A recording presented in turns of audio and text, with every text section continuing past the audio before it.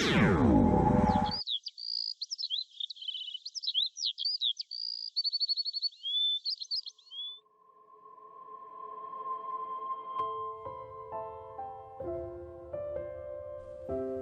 কি মা, তুমি আবার কষ্ট করে পানি নিতে আসলে কেন? আমাকে বললেই তো আমি নিয়ে যেতাম। না রে মা, তোকে দিয়ে আমার এত কাজ করাতে মোটে ভালো লাগে না।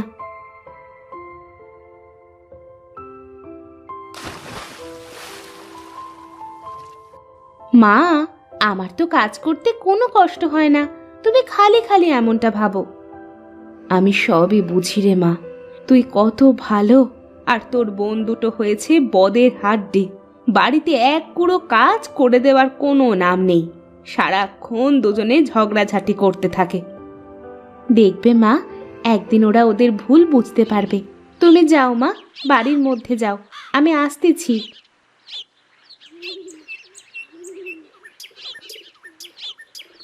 আমার বোন দুটো কবে যে ওদের ভুল বুঝতে পারবে, কবে যে ওরা ঝগড়াঝাটি বাদ দিয়ে মিলেমিশে থাকবে।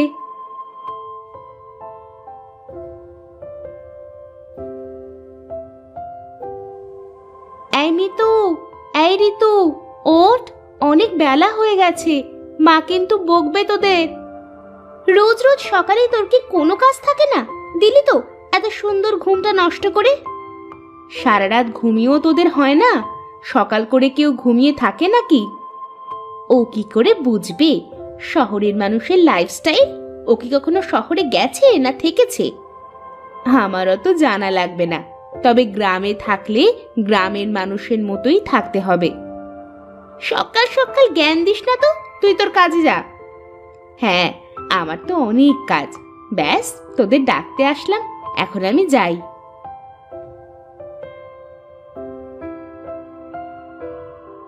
আজ সারাটা দিন যে কেমন যাবে কে জানে। ঘুম থেকে উঠেই ওই অপয়ার মুখ দেখতে হলো। তার বলতে, এখন যেহেতু ঘুমটা ভেঙেই গেছে, চল গিয়ে হাত মুখ ধুয়ে কয়টা খেয়ে নি। তুই এত খাওয়া খাওয়া করিস কেন রে? তোকে না বলেছি একটু কম কম খাবে, বেশি খেলে কিন্তু মোটা হয়ে যাবি, তখন আর তোর দিকে কেউ তাকিয়েও দেখবে না। তা ঠিকই বলেছিস তুই, চল চল এখন বাইরে যাই আগে, তা না হলে মা আবার কথা শুনিয়ে দেবে।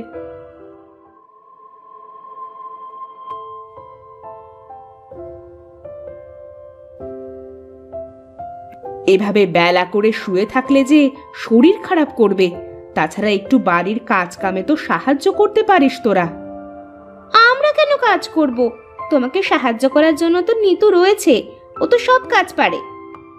নিতু তো সব কাজ পারে, আমাকে ঘরের কাজে সাহায্য করে, কিন্তু তোরা তোরা তো শুধু বসে বসে খাস আর রূপচর্চা করিস।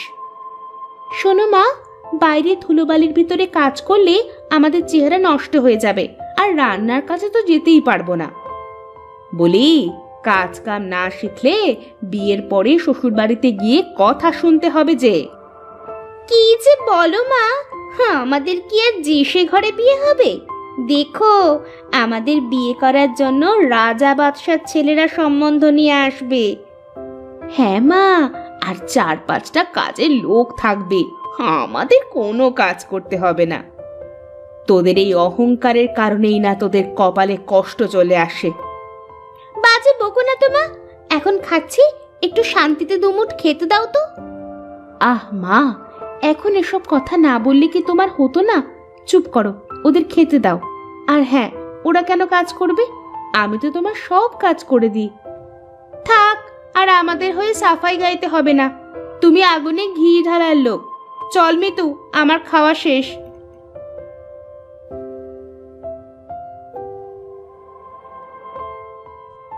কি খবর দাদা? দিনকাল কেমন চলছে তোমার? আর দিনকাল, বাড়িতে কোনো মেয়ে মানুষ নেই, ছেলেটা শুধু বোঁ বোঁ করে ঘুরে বেড়ায়, কাজ কামে মন নেই এক ফোঁটা।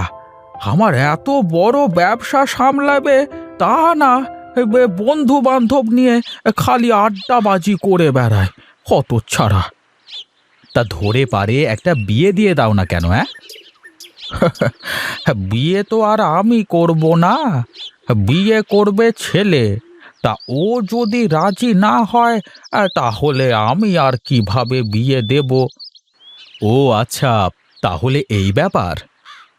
আচ্ছা বিনোদ, তোর মেয়েরা বড় হয়ে গেছে না? হ্যাঁ, ওই আর কি, বড় হয়েছে। কিন্তু কেন? এ, আমি কালকে তোদের বাড়িতে যাব, হলে তোর মেয়ের সাথে আমার ছেলেটার বিয়ে দিয়ে দেব। বেশ বেশ, এ তো খুবই ভালো কথা দাদা। তাহলে তুমি কালকেই একবার আসো আমাদের বাড়িতে, কেমন? ঠিক আছে, ঠিক আছে। হ্যাঁ, কালকে অবশ্যই যাব, কেমন? হ্যাঁ, এখন তাহলে আমি উঠি, আমার আবার একটু গঞ্জে যেতে হবে।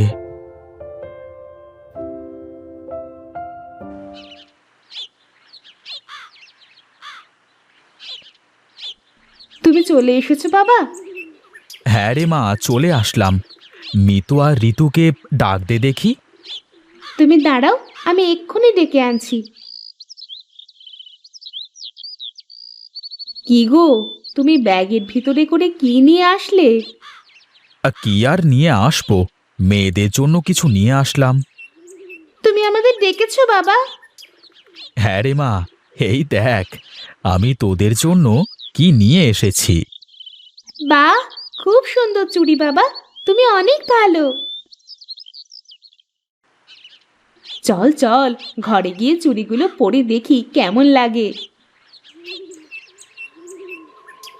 কি গো, তুমি দুই মেয়ের জন্য চুড়ি আনলে আর নিতুর জন্য কিছুই আনলে না?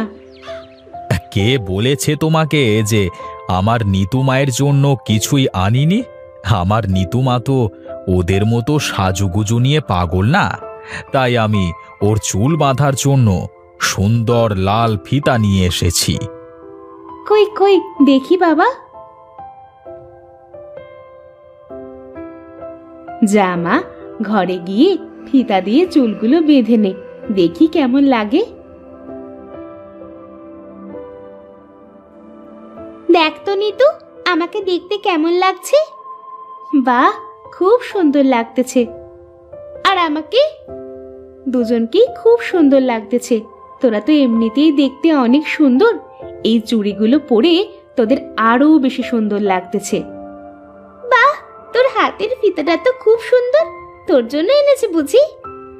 হ্যাঁ রে, বাবা আমার চুল বাঁধার জন্য এই ফিতেটা এনে দিয়েছে। তুই তো আর আমাদের মতো এত সুন্দরী না যে বাবা তোকে আমাদের মতো সাজার জিনিস কিনে এনে দেবে। আমারও তো সাজার শখও নেই।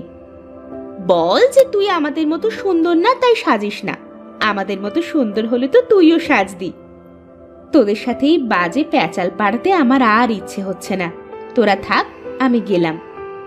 ফিতেটা দিয়ে চুলগুলো বেঁধে যা, তা না হলে তো বাবা কষ্ট পাবে।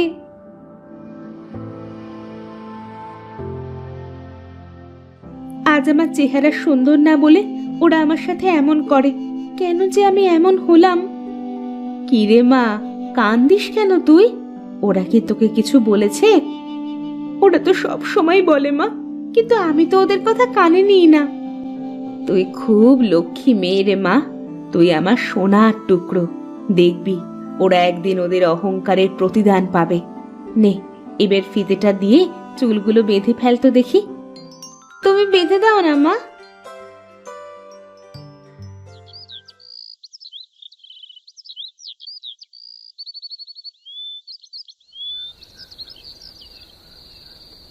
কি রে নিতু, নিবি নাকি একটু ক্রিম মুখে? না না, আমার ওসব লাগবে না, তোরাই নে। আহারে, এত করে বলছেও, নে না আজকের মতো। না, সারা জীবন কিছু নিলাম না, একদিন নিয়ে আর কি হবে? না নিলে বুঝবি কি করে যে কি হয় আর কি না হয়? তাছাড়া তুই তো আমাদেরই বোন, তোকে এরকম দেখতে আমাদের আর ভালো লাগে না। এত করে যখন বলছিস, তাহলে ঠিক আছে, আজকে একটু নিয়েই দেখি। আমার অনেক ঘুম পাচ্ছে রে, এখন শুয়ে পড়ি।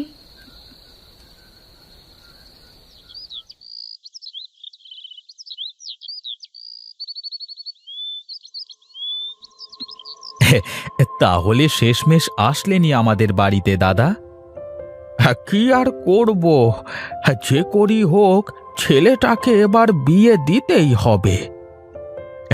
চাটা কেমন হয়েছে দাদা? খুব সুন্দর হয়েছে। হ্যাঁ, কতদিন এরকম চা খাইনে। হ্যাঁ, সেই যে গিন্নি চলে গেল, তারপর থেকে বাড়িটা কেমন যেন ফাঁকা ফাঁকা লাগে। গিন্নি, যাও যাও, তুমি ঘরের ভেতরে গিয়ে মেয়েদের নিয়ে আসো। হ্যাঁ হ্যাঁ, আমি এক্ষুনি যাচ্ছি।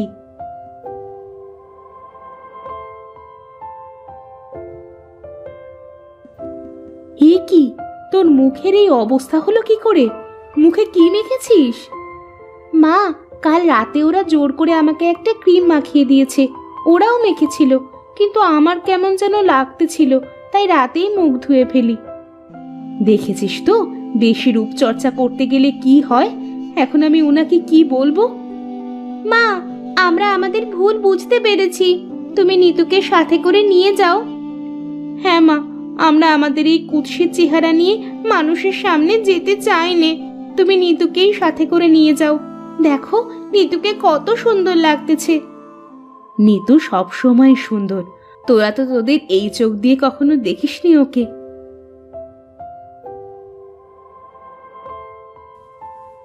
বাহ বাহ বাহ বাহ বাহ, কি ভারী মিষ্টি চেহারা! আমার খুব পছন্দ হয়েছে। সত্যি বলছো দাদা? কিন্তু তোমার ছেলে যদি পছন্দ না করে? আরে, ছেলের বাপ যখন পছন্দ করেছে, ছেলে কেন পছন্দ করবে না? আলবাত করবে। তুই বিয়ের আয়োজন কর, একটা শুভ দিনক্ষণ দেখে, কেমন? ঠিক আছে দাদা, তাই হোক। তা মা, তুমি সব রান্না বান্না কাজ কাম ঠিকঠাক করে পারো তো? তার বলতে দাদা, বাড়ির সব কাজ তো প্রায় ওই করে। আমাকে সব কাজে সাহায্য করে, আমি ওকে সব কাজ শিখিয়েছি। হ্যাঁ, বাহ বাহ বাহ বাহ বাহ।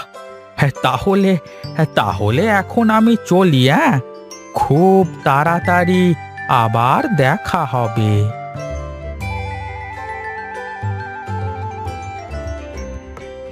কি গিন্নি, বলেছিলাম না আমার নিতু মায়ের কপাল সত্যিই খুব ভালো? হ্যাঁ গো, সত্যিই তাই। দেখেছিস মা, তোরা যে রূপ নিয়ে অহংকার করতিস, আজ তার কি হলো? আমরা আমাদের ভুল বুঝতে পেরেছি বাবা। এখন থেকে আমরা আর কোনো অহংকার করব না। এখন থেকে মাকে বাড়ির সব কাজে সাহায্য করব। চল মা, ঘরে চল, বেশ কিছু কাজ করতে হবে।